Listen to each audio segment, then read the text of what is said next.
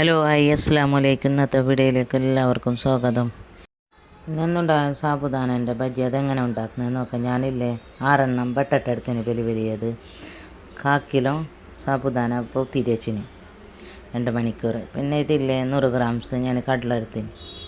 കടലനെ കുത്തിയിട്ടല്ല മിക്സറിൽ നന്ന പൊടിയാൻ പാടില്ല, പൊടിച്ചിട്ടിടണം. പിന്നെ ഇത് ഈ സാബുദാന ഞാനില്ലേ കയറ്റി അരപ്പകത്തിട്ട് വെച്ചു ഞാൻ അതിനെ ഇടണം. പിന്നെ എരിവിനനുസരിച്ചിട്ട് പച്ചമുളക്, കൊത്തമീർ, പിന്നെ 1/2 സ്പൂണ് മഞ്ഞൾപ്പൊടി, 1 സ്പൂണ് മുളക് പൊടി, പിന്നെ അരിപ്പൊടി ജീരകപ്പൊടി ഇടണം 1/2 സ്പൂണ്,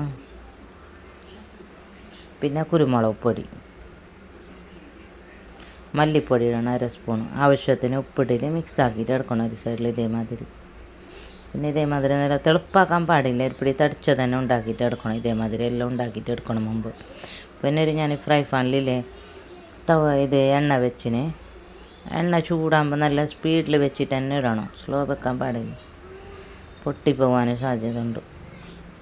ഇതേമാതിരി എല്ലാം ഉണ്ടാക്കിയിട്ട് എടുക്കണം. നോക്കല്ലോ, അടി വാങ്ങാൻ കഴിഞ്ഞ പിന്നെ മറിച്ചിട്ടിടണം. ഇത് കളറായ പിന്നെ അല്ലേ മറിച്ചിട്ടിടണം.